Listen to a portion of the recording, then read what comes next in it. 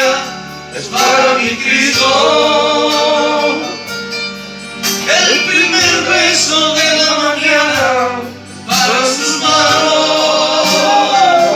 Las migajas se las doy al mundo que vive en pecado.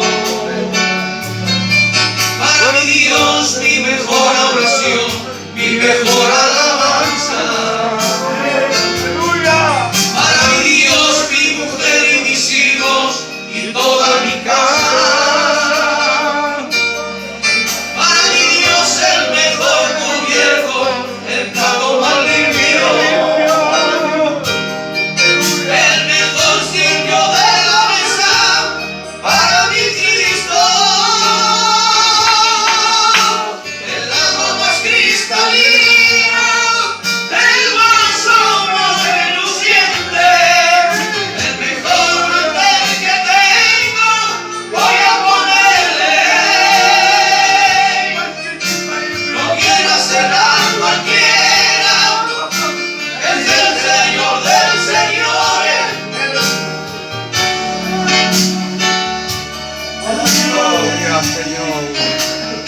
Cantilo, dile que no.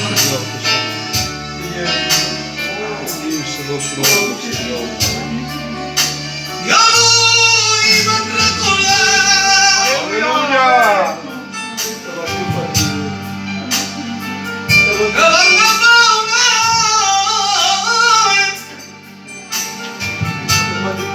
solo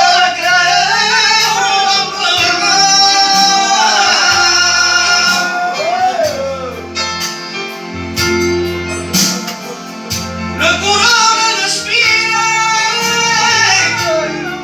y la se usaba con la ley.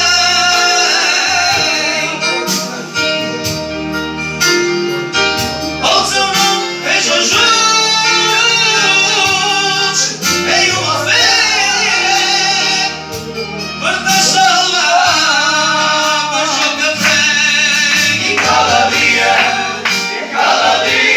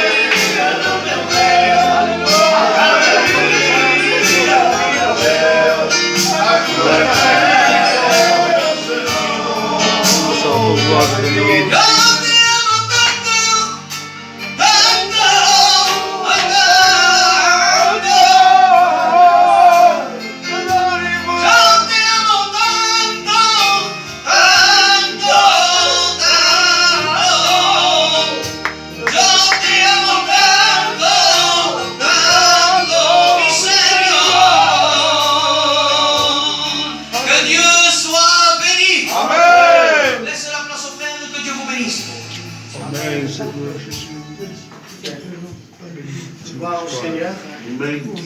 Que Dieu soit béni. Et bien ce soir, je ne m'attendais pas vraiment comme un petit peu cela a été préparé. C'est-à-dire que moi je venais à ce que les frères m'ont sollicité en disant écoute Paul, nous faisons une belle réunion de jeunesse. On a préparé certaines choses à la fin et tout. Et puis ce serait bien que tu puisses bien entendu contribuer à travers ton témoignage, qui est un témoignage qui remonte déjà une trentaine d'années en arrière. C'est vrai, c'est peut-être ancien pour certains, mais ça c'est démodé. Aujourd'hui, on n'a pas besoin d'entendre un témoignage qui a déjà 30 ans à peu près, même un peu plus que je dis 30 ans. Et bien sûr, j'ai commencé très jeune à rentrer dans le monde de la toxicomanie sans m'en apercevoir graduellement. Bien sûr, je voulais simplement apporter donc ma contribution à travers le témoignage de ce que Christ a fait dans ma vie. Amen. Je ne vais pas parler de moi spécialement. C'est vrai qu'on touche quelques mots de notre vie, de ce qu'on a vécu, comme l'a bien fait notre frère Luc, disant vraiment qu'il vivait le ténèbre, puis ça brillait autour de lui, mais dans son cœur, il n'y avait aucune lumière. Et c'est vraiment ce que nous voulons parler ce soir, c'est de vous présenter une personne extraordinaire, dans laquelle vous pouvez vous confier à 100%. Cette personne qui ne déçoit pas, Je suis serviteur, mais un jour peut-être je vais vous décevoir. Je ne sais pas comment, mais peut-être à travers un parler, un manque de quelque chose, je vais peut-être vous décevoir. Mais ce qui est sûr, et ça je le dis de tout mon cœur, que Jésus, à aucun moment, il va vous décevoir. 32 ans se sont écoulés depuis, et je peux dire que j'ai plus déçu moi à Jésus que Jésus lui m'a déçu à moi. J'ai rentré dans ces choses-là aveuglément.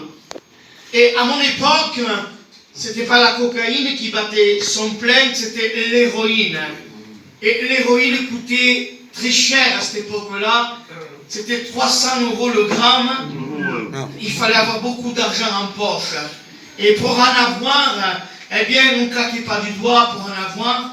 C'était pas magique non plus, il fallait s'en procurer. Et pour s'en procurer, à l'âge que nous avions, j'étais rentré dans cette spirale de la drogue, à l'âge, je dirais, tout juste de 13 ans à peu près. On fumait beaucoup la drogue, beaucoup. J'aimais la drogue comme Picasso lorsqu'il peint ses tableaux. Vraiment, j'adorais tellement la drogue. Et puis j'allais avec des garçons qui, eux, en vendaient, donc j'en avais presque pour rien. J'avais pas beaucoup l'intention d'en acheter, j'en avais gratuitement. C'était le diable qui était en train, n'est-ce pas, eh bien, de m'enfoncer tout doucement, sans m'en apercevoir, un petit peu aujourd'hui, un petit peu plus demain, jusqu'après vraiment que je fumais beaucoup plus le joint que la cigarette. De toute façon, le paquet de cigarettes, je roulais les joints pour que fumer que cela.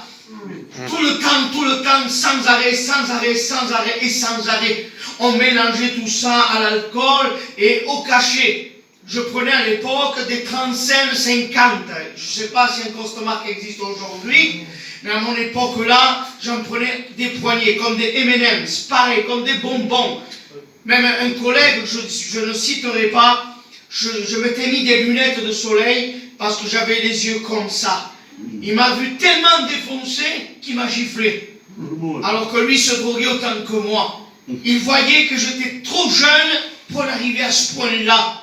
Je venais de démarrer, qu'on aurait qu'il y avait beaucoup d'années que déjà j'étais dans cette chose-là. Et vraiment, sans m'en apercevoir, l'héroïne est venue à moi. Je ne suis pas allé à elle. Vraiment, je n'avais pas besoin. Je ne dis pas que c'était bien ce que je faisais, mais vraiment, ce n'était pas le désir qui était dans mon cœur. Et puis voilà, pour faire un homme que je n'étais pas, parce qu'à 13 ans, on n'est pas un homme. On n'est pas un homme à 13 ans, c'est impossible. C'est tout juste maintenant que je dis je suis un homme et j'ai 50 ans. Mais imaginez-vous à 13 ans ce que j'étais. Je pesais peut-être 40 ou 45 kilos. Et on faisait n'importe quoi. On frappait sur les gens. Il venait des garçons, des hommes, et on les frappait, on leur prenait l'argent. On cambriolait là où on pouvait. Les postes ne pouvaient pas nous résister. On faisait la ville tout entière. On volait dans des maisons, on séquestrait des femmes âgées, on les faisait tomber par terre, on leur prenait le sac, on leur prenait l'argent. Christian, il le sait, qui est au fond, il a à peu près mon âge, je suis un peu plus vieux que lui à peine. On avait une vie d'enfer. Vraiment, lorsque l'héroïne est rentrée, c'est vraiment le diable qui est rentré dans notre corps. On n'avait plus confiance ni l'un avec l'autre. On s'aurait fait du mal pour n'importe quoi, juste pour un rail. Je peux vous dire vraiment que la haine était en train de se former en moi. Je n'étais pas un homme qui faisait peur aux gens. Je n'étais pas assez grand et assez fort pour cela. Mais je me serais mis sur n'importe quoi sans m'en apercevoir. On frappait des personnes qui faisaient peut-être 1,80 m. À coups de canne, on les plombait pour leur prendre l'argent. C'était terrible ce que le diable était en train de produire en moi. Personne n'avait confiance en moi. On volait même au milieu des gitans. Et la haine se formait en moi fortement. Parce que, à un moment donné, j'avais une haine contre une personne de ma maison. Je ne supportais plus mon père. Dieu seul le sait que je ne dis pas, je n'exagère pas. J'aurais voulu le tuer moi-même. Pour qu'il revive à nouveau, pour le tuer à nouveau. J'aurais voulu le voir mourir plusieurs fois devant moi et souffrir énormément. Je voulais être moi, celui qui aurait pu le tuer, le mettre à mort. Voir son sang couler dans tout son corps. Une haine que je ne peux pas vous expliquer. Je ne lui parlais plus, c'était fini. Je ne voulais plus entendre parler de lui. Dès que passais à côté de lui, j'avais de la chair de poule. Le frôler comme ça. Il me montait une chair de poule jusqu'aux cheveux. Et puis sans m'en apercevoir, une dureté s'est produite en moi. Quelque chose de fort. Beaucoup me parlaient de Jésus, mais moi Jésus c'était secondaire. Ça ne comptait pas pour moi.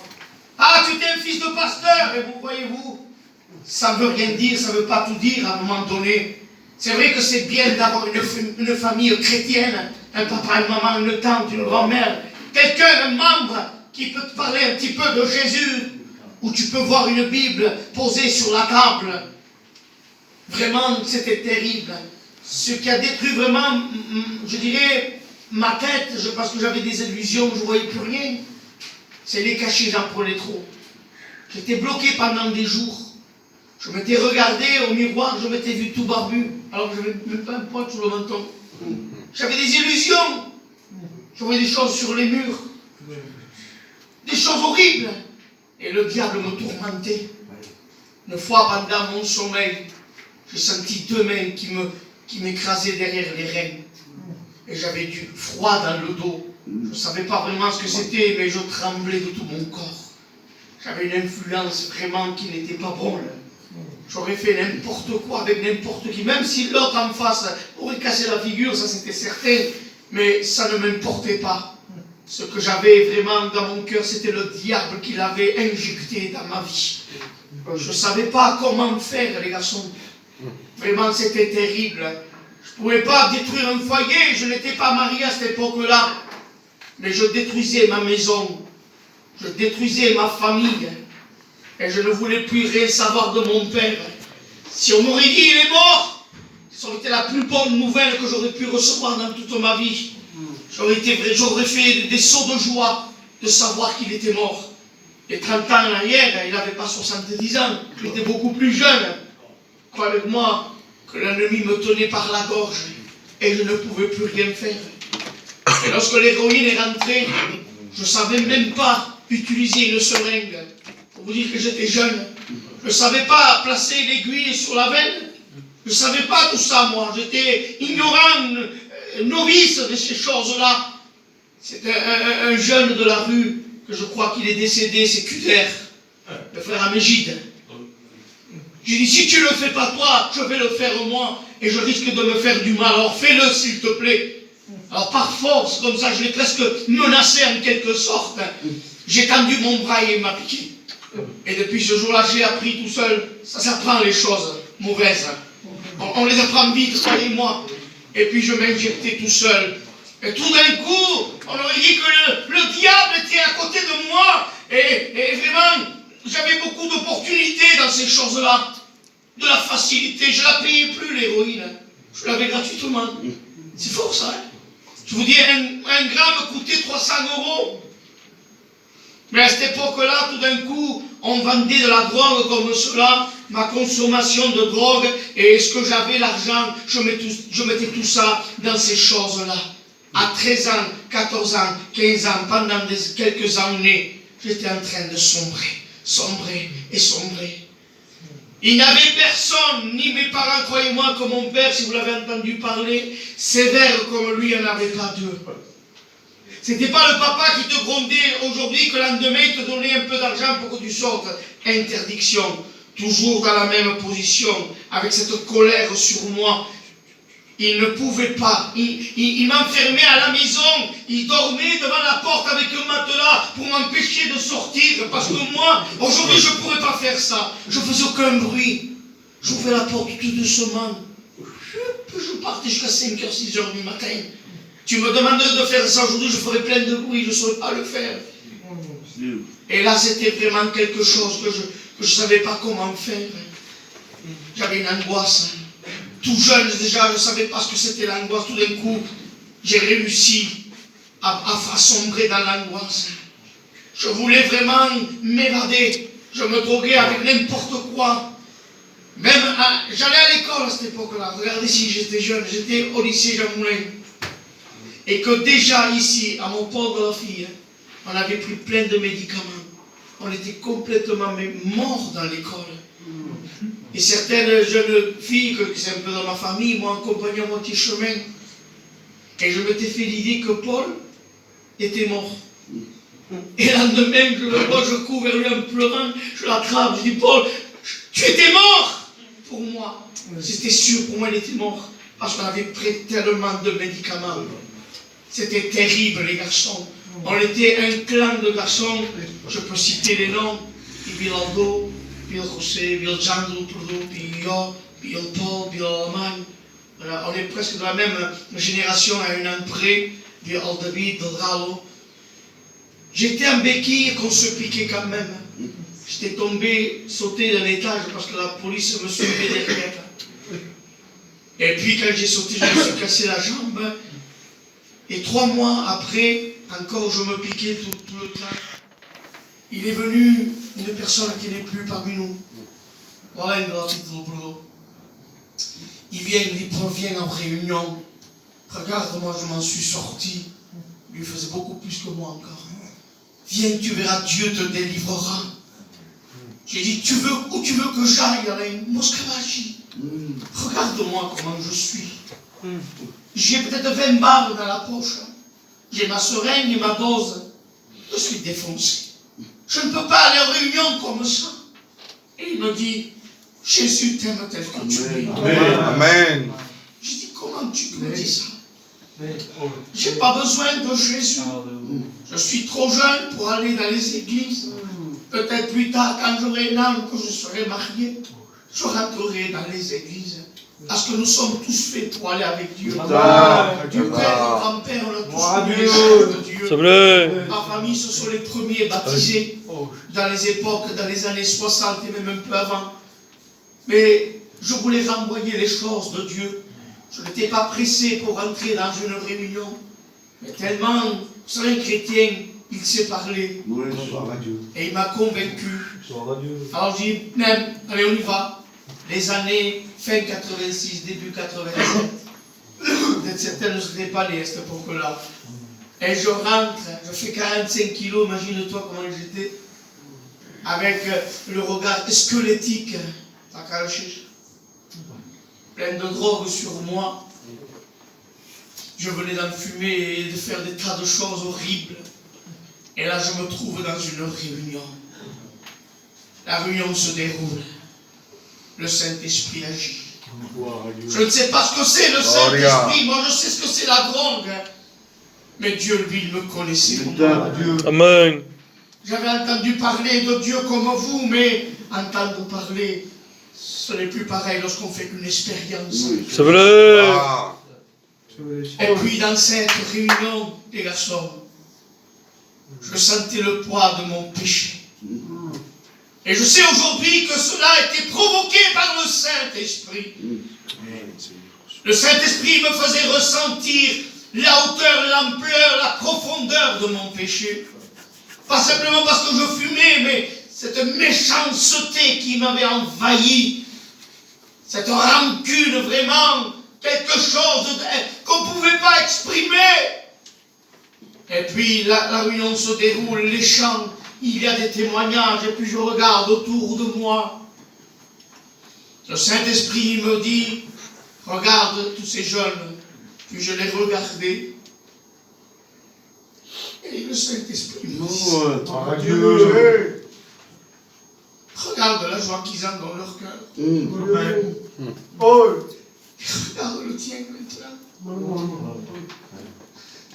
Je dis, Seigneur, c'est des pauvres, ils ne savent rien. Ils sont démodés, moi je suis du jour, lui, ils ne savent rien. Il me dit, non, regarde, ils ont un regard de joie. Regarde la lumière dans leur cœur. Tu n'en as pas. Plein d'angoisse alors que tu es un jeune et ténébreux. L'ennemi te tourmente, souvent tu sens la présence du mal. Alors que tu pourrais vivre une vie de joie, dis Seigneur, je ne peux pas me délivrer. C'est trop fort pour moi. comment veux-tu que je me sorte de là? Je voudrais, mais je ne peux pas, Seigneur. Ce qui me faisait souffrir, c'est la haine que j'avais contre mon père.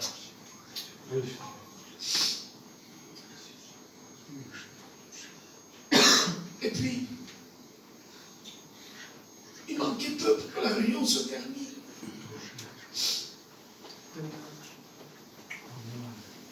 Gloire à Dieu. La gloria. Gloire à Dieu. Alléluia, Seigneur. Et peu. Et je voulais sortir de la réunion. Je regardais la montre. Je sautais sur ma chaise comme un possédé. Il me tardait que la réunion se termine pour fuir en courant.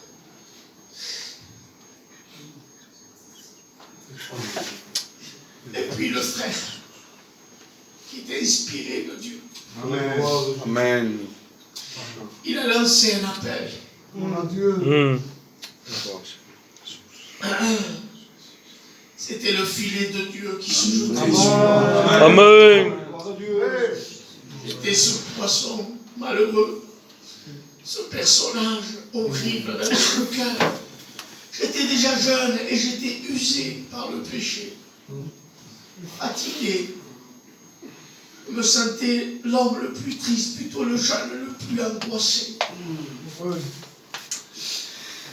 Si vous saviez la douleur qu'il y avait dans mon cœur,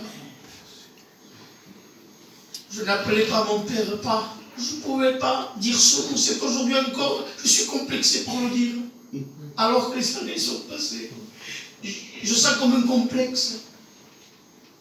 C'était horrible, les garçons. Si vous pourriez imaginer ce que j'ai vécu. Ça ne se voyait peut-être pas, mais dans mon cœur, c'était une explosion. Et là, le filet de Dieu se jette.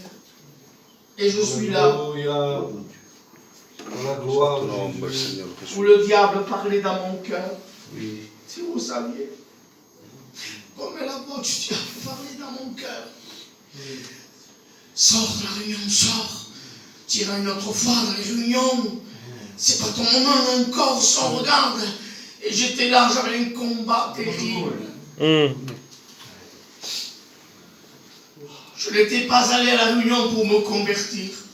C'est ça le plus joli de cette réunion pour moi. Je n'étais pas allé à cette réunion pour chercher Dieu. Je vous dis la vérité. J'étais allé parce que ce frère, ce jour-là, qui n'est plus parmi nous, je me souviendrai toujours de lui. Toute ma vie, je m'en souviendrai. Parce que c'était Dieu qui l'avait envoyé. Amen. Vous comprenez cela? Gloire à Dieu. Et puis, je me lève à l'appel. Je n'ai pas compris, je me suis trouvé devant. J'avais des béquilles. J'ai avancé tout doucement. Et là, je me retrouve devant. Et je sens vraiment quelque chose de Dieu qui est en train de se faire dans ma vie. Gloire à Dieu. Amen. Amen. Et là, je sens l'intervention de Dieu. Et tout d'un coup, dans mon cœur, je dis, Seigneur, si tu pourrais me bénir. Si tu pourrais me bénir. Je n'en peux plus. Je vidais mon sac devant Dieu. Je n'avais jamais dit ça à personne. Personne ne savait ça. Et ça faisait trop longtemps que ça m'étouffait. J'en pouvais plus. Il fallait quelqu'un. Et je l'ai trouvé. Amen. Gloire à Dieu. Parce qu'il s'est mis devant mon chemin. Et il m'a dit, je suis Jésus. Gloire à Dieu. Et je vais te délivrer. Amen. Je vais te montrer que je suis vivant. Que je ne suis pas simplement une histoire racontée, mais je suis réel. Je suis vrai, je suis puissant. J'ai dit, Seigneur, s'il te plaît, viens et remplis ma vie, Jésus. Que l'échelle du péché, pas demain, Seigneur, demain je vais changer de vie. Maintenant, c'était urgent pour moi, il fallait que ce soit maintenant. Devant Dieu, il fallait tout de suite. Pour moi, je le voyais comme ça. Parce qu'après, j'aurais fait autre chose. Et là, j'ai senti mes chaînes tomber. Amen. Le poids qui pesait sur moi, je ne le sentais plus. Amen. Vous imaginez 50 kilos sur les épaules pendant 1 heure, si on arrive, et tout d'un coup on le sort. L'effet que ça fait, c'est ce que je sentais, les garçons. On m'avait levé ce poids. C'était la main de Jésus Amen. qui était venu se plonger dans mes ténèbres. Gloria, Et il Señor. avait arraché le péché de mon cœur. Et là, j'ai dit, Seigneur, maintenant je suis béni, mais je dois sortir dehors, j'ai peur. Et quand je suis sorti, j'avais certaines choses sur moi dans mes poches. Et dans une plaque d'égout, j'ai ouvert, tout jeté. J'ai rendu le paquet de drogue, j'aurais dû le rembourser, donc je l'ai rendu. Il y avait peut-être 50 balles de shit. Je les ai rendus, je ne veux plus vendre, je ne veux plus rien. J'ai plus besoin de la mort. J'ai plus besoin de les Gloria à Dieu. Parce qu'une seule personne vient de combler mon cœur. Je cherchais à le combler. Je cherchais à avoir une paix, une joie. Je voulais me libérer. Mais chaque jour une chaîne, un maillon s'ajoutait à ma vie. Mais Christ est venu. Amen. Et par la puissance de son amour, il a fait tomber la chaîne du péché. Alléluia pour cela. Amen, Señor. Je ne me vante pas quand je raconte ça. C'est pas pour que les gens disent que j'étais un gangster. Je ne l'étais pas à ce point-là non plus. C'est pour vous présenter celui qui a mis la paix dans ma vie. Je vous connais à tous. Je sais que vous faites comme certains, vous vous êtes fait une carapace. Vous ne voulez pas montrer vos sentiments. Vous préférez faire des hommes très virils qui n'ont aucun sentiment, qui ont peur de rien, qui affrontent tout. Ce n'est pas vrai. Vous avez un cœur, vous avez besoin de Jésus. Amen. Parce que Christ n'a pas changé. Verdad. Le Christ que j'ai rencontré 32 ans en arrière, il est encore vivant, réel, puissant. Gloria. Et ta drogue pour lui, ce n'est rien. L'ennemi peut te parler comme il me parlait encore aujourd'hui, en disant que tu es incapable de faire quoi que ce soit. En quelque sorte, il a raison. Moi et toi, nous sommes incapables. Luc l'a bien dit, incapables de se délivrer, incapables de changer. On peut un petit peu s'améliorer, mais ce n'est pas une transformation, ce n'est pas un véritable changement. Quand Christ vient dans notre vie, il n'est pas la bricoler, mais il vient la transformer. Il vient faire de nous des nouvelles créatures en Jésus-Christ. Ce n'est pas une honte, ce terme que vous dites. Ce n'est pas une honte d'appartenir à Jésus. Verdad, verdad, Jesús. Je ne le regrette pas. Je ne le regrette pas. Il a fait de moi un serviteur. Amen. Amen. J'ai chanté mes premiers cantiques dans les années 89. En 94, je monte aux études bibliques pour ma formation de serviteur. Alléluia. Alléluia. Et aujourd'hui, 25 ans que je suis serviteur. Amen. Je prêche sa parole. J'ai eu l'occasion d'être responsable des jeunes dans les années 98 jusque dans les années 2005. 7 ans de responsabilité avec une grande équipe de frères qui avaient soif et faim de la parole de Dieu. Amen. Nous avons travaillé pas plus que les autres, mais dans nos rues, dans nos quartiers. Et ces jeunes aujourd'hui qui étaient des toxicomanes, se sont devenus eux aussi par la suite des serviteurs de Dieu. Amen. Aujourd'hui, ce sont des responsables d'église. C'est pas grâce à moi, attendez. C'est grâce à la main de Jésus. Ne vois pas la chose impossible comme l'ennemi veut te le montrer. Parce qu'il y a un verset qui va le contredire. Ce qui est impossible aux hommes est possible à Dieu. Nous connaissions des gitans espagnols dans la région de Marseille, Aix-en-Provence. Des grands bandits, du banditisme véritable, pas fumer un joint sur la place du culte, ça c'est rien à côté, c'est une fourmi. Des garçons, des hommes avec le revolver derrière, parce qu'ils s'attendaient à tout moment de se faire tirer dessus. C'était, je peux le dire parce qu'on est en tome, hein, c'était des maquereaux, des hommes qui faisaient travailler des femmes. Et puis, ils vendaient la drogue, pas 10 kilos, 20 kilos, par exportation.